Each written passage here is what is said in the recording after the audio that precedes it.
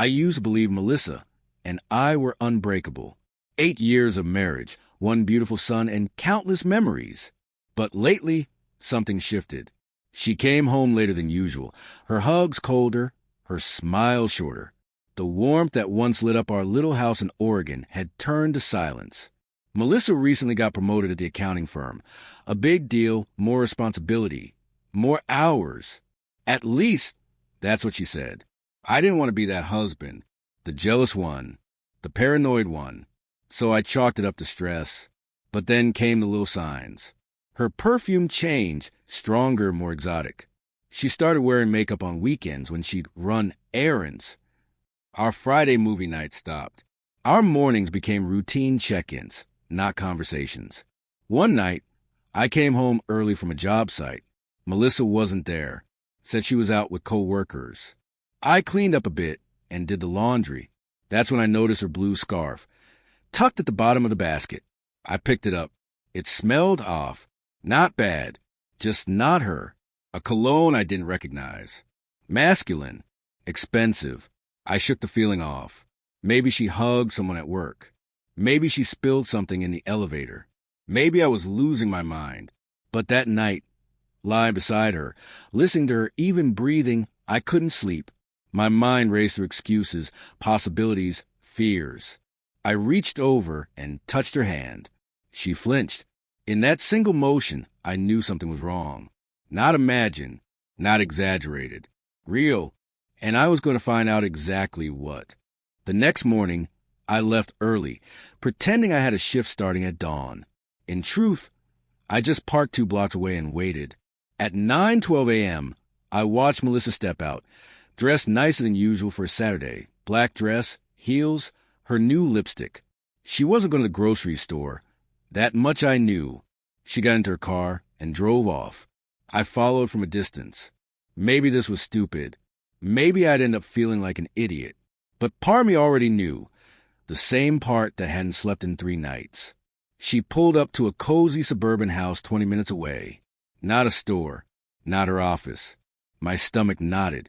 She knocked twice. A man opened the door. Tall, tan, maybe late 30s.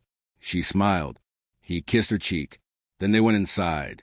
I sat there for a long time, the engine idling. My breath was shallow. Fists clenched against the steering wheel. I could have stormed in. I could have confronted her. But instead, I pulled out my phone and snapped a picture. Proof. Back at home, Melissa was cheerful. Made dinner. Asked about my day. I played along, nodding and smiling while my inside screamed. That night, I didn't touch her. Didn't look at her. I lay there in the dark, phone in hand, staring at the photo, the beginning of the end. I wasn't ready to confront her. Not yet. I needed more. I needed the whole truth before I set our world on fire. Over the next week, I became someone I didn't recognize. Quiet, calculated, always watching. I memorized Melissa's schedule, tracked her movements with a second phone I secretly placed in her car.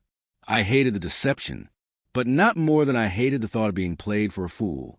She started getting texts from work late at night, smiling at her phone, locking it when I walked into the room.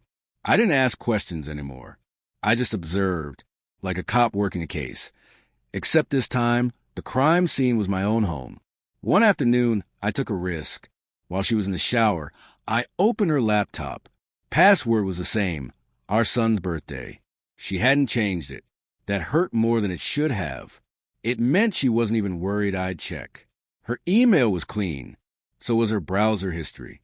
But in her photo folder, buried beneath layers of vacation shots, I found a hidden album titled Work Trip. I opened it. My heart dropped.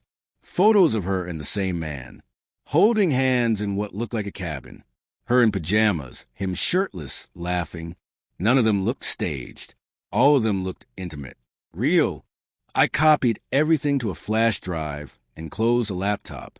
When she stepped out of the bathroom, wrapped in a towel, humming a tune I no longer recognized, I smiled at her. A practiced, hollow smile. I was done doubting. Now I was preparing. ChatGPT. I didn't want a dramatic showdown. I wanted clarity. Closure. I began documenting everything. text locations, timestamps. If this ended in court, I wanted the truth on my side. I reached out to a lawyer friend, asked about my rights, my son's custody, the house. He advised patience. Melissa was still acting like everything was normal. Her laugh still echoed in our kitchen. She still packed our son's lunch with little smiley faces. That hurt the most, the normalcy, as if nothing was crumbling beneath her. I started sleeping in the guest room, told her it was for my back. She didn't question it. One night, I heard her crying through the walls. Maybe guilt, maybe confusion, maybe fear that I knew. The night before I planned to confront her, I looked at my son sleeping, his tiny chest rising and falling. I wondered how much he sensed. Kids are smart. He probably knew more than he let on. I kissed his forehead and whispered, "No matter what happens, I love you." And then I went to sleep, knowing tomorrow everything would change. Chapter 5, Shattered Illusions. I waited until breakfast. Melissa poured coffee. I sat across the table, flash drive in hand. "We need to talk," I said. She looked up, startled. "What's wrong?" I placed the flash drive on the table. "I know." Her face drained of color. "Know what?" I didn't answer, just stared. Tears welled in her eyes. She reached for the flash drive, then stopped. "How long have you known?" "Long enough." She broke. Tears, sobs, apologies. I listened in silence. When she finished, I asked, "Why?" She couldn't answer. Not really. She talked about feeling invisible, about the thrill, about mistakes. But nothing made it right. I didn't yell. I didn't cry. I just stood up, took the flash drive, and walked away. That night, I slept beside my son, because he was the only truth I still believed in. I waited until breakfast. Melissa poured coffee. I sat across the table, flash drive in hand. "We need to talk," I said. She looked up, startled. "What's wrong?" I placed the flash drive on the table. "I know." Her face drained of color. "Know what?" I didn't answer, just stared. Tears welled in her eyes. She reached for the flash drive, then stopped. "How long have you known?" "Long enough." She broke. Tears, sobs, apologies. I listened in silence. When she finished, I asked, "Why?" She couldn't answer. Not really. She talked about feeling invisible, about the thrill, about mistakes. But nothing made it right. I didn't yell. I didn't cry. I just stood up, took the flash drive, and walked away. That night, I slept beside